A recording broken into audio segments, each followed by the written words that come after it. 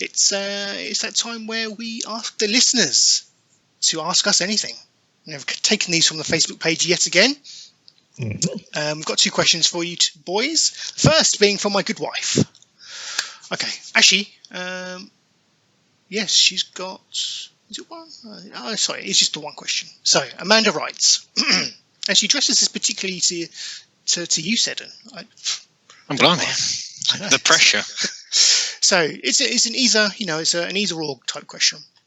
Or would you rather, I should say. So she says, would you rather listen a repeat cycle of I Know a Song that will get on your nerves for eternity, or be on an endless journey with toddler triplets saying, are we there yet? Are we there yet? Are we there yet? So, what do we think? Both sound rather horrific to myself. Again, Hobson's choice, really. I'm guessing there's no get out clause. I couldn't go, well, which one would I rather murder, Joe Pasquale or 3 kids? Yeah, well, that's a good way of looking at it, though, I guess, Yeah, because, that would be my ultimate choice there of, if I had 3 triplets in the back saying, are we there yet? Are we there yet? Are we there yet? Well, one, they'd probably die anyway, because if I'm driving that car, I can't drive. So it would be a very short journey. But yeah, I just oik them out and just go, you're fucking walking. I don't drive off a cliff, mate, to be honest. Yeah. Sweet release.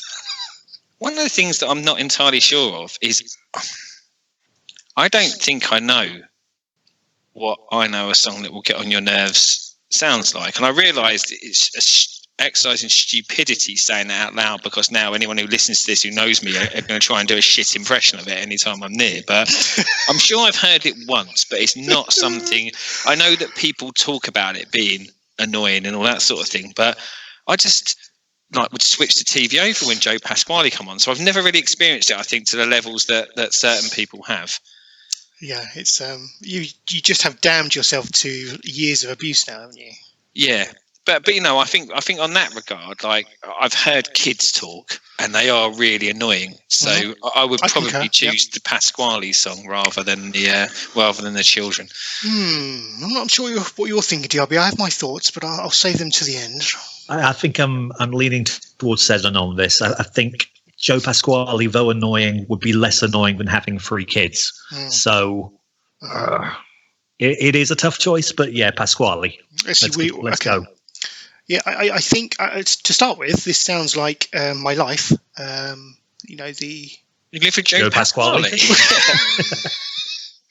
This is the incessant annoyance, really. But I don't know. Yeah, Joe Pasquale or kids. It's not a question I thought I'd have to answer today. But if I was going to apply a bit more logic to it as well, if you, and I know it's the song, but I'm envisioning that they're both in the back of my car, or that either or is in the back of my car, and Joe Pasquale will die sooner, won't he? Even if I don't murder them, he's lived a bit of life, so he would actually die sooner. So I probably would get out of that one a lot quicker than the kids. Well, how long are you planning on going on this car journey for? Well, it says an endless journey, so endlessly. Oh, of course it does. Yes. But I'm thinking the sweet release of death may get me out of it. Yeah, I'm just automatically in tune not to listen or read whatever my wife says. So apologies for that. It would be a bit of a shitter question if it was listen to that song once or listen to 3 kids say that 3 times. I think I've got unanimously euthanized Joe Pasquale, haven't we, really? Yeah. Let's do it. The Renaissance men have spoken. Joe Pasquale doesn't have long to live. Joe, if you are listening... You watch. He will now, won't he? This weekend, the sad news will come over. Yes. It's like when we saw Paul Daniels at Panto. Indeed, yeah. And we all quite viciously berated him and wanted pretty much our money back for how bad it was. And then he died. He did. And we thought, well, that may well explain the poor performance.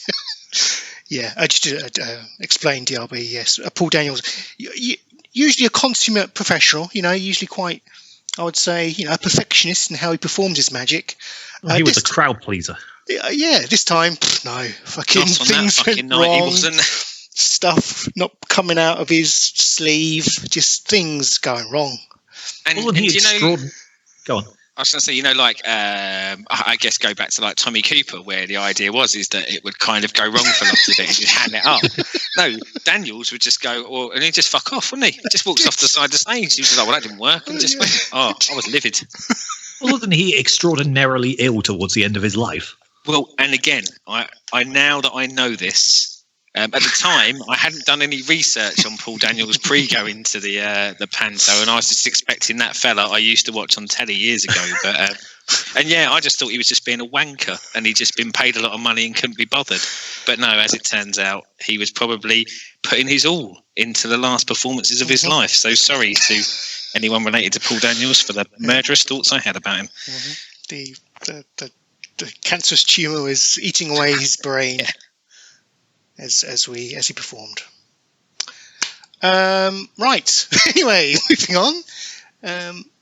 Next question from good old sugar daddy Marcus Bryan. It is Brian. I know I ask this every time. Yeah. Marcus, I'm so sorry. I'm just going to refer to you as sugar daddy Marcus from now on. I think that's he will like that far too much. That's the scary thing. And this is an amazing question. I don't even know where to begin with this. His question, he asks, who picks up guide dog poo? He's always wondered. So, yeah, who does pick up guide dog poo? Well, I do, but that's more of a fetish. I think, aren't guide dogs like so well trained that they basically poo on command? So, yeah, I'm not joking about that. I think that's a thing. So I think the blind person can pick him up themselves more easily. I'm not joking.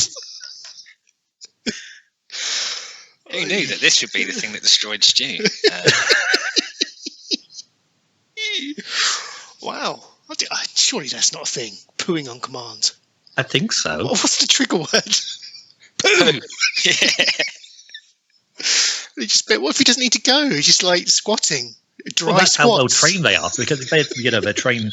Guide dogs receive a hell of a lot of training, like right from birth. Yeah. Like, no, I was going to say like Nazis. Okay. Yeah. Did the Nazis poo on command? Is that the similarity you're looking for there? Yeah, possibly. Well, there was rumours about Hitler's fetishes. Perhaps Eva Braun pooed on command. I don't know.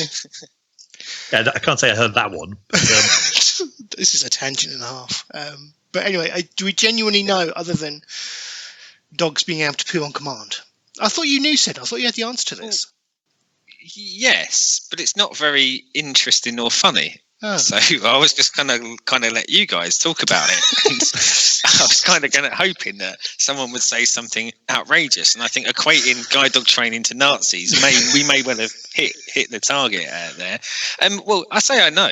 I do work with a lad who has a guide dog, and he picks it up. The dog? No, like the guy. Okay.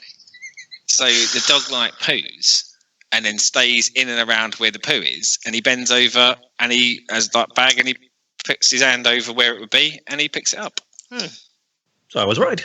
Yeah. Yeah, and I think you're sort of spot on with that, TRB. Now, it's going to be a strange term I'm going to use, but yeah, I think they hold it.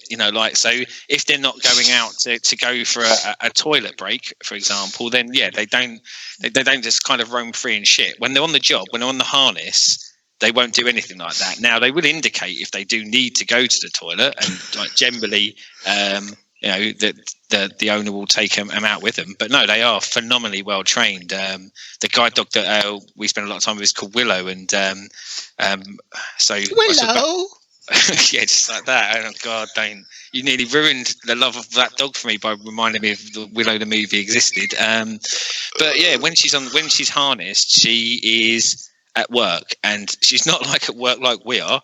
So she's not still foul-mouthed and going, God, do I really have to do this? She is focused on a task. But as soon as the harness goes off, she kind of becomes like a dog. So she'll run around and play and things like that. But no, the training they go through is I think it's about 2.5 years worth of training, and then continual monthly updated training. And it is quite phenomenal to see. But yes, in my limited experience, albeit, no, the owner picks it up.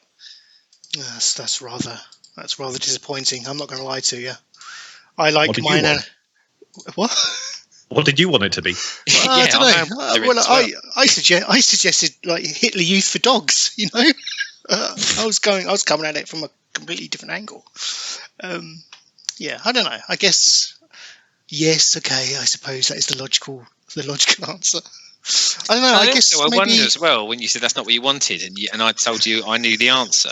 Yeah. Were you thinking I was going to come with some fanciful story about, I don't know, some sort of trapdoor or some sort of like the dogs are trained to clean out themselves? They carry around in their harnesses like little poo cleaning Little pooper equipment. scoops. Yeah, little pooper scoops. Yeah, I don't know. Perhaps I don't know what I was expecting.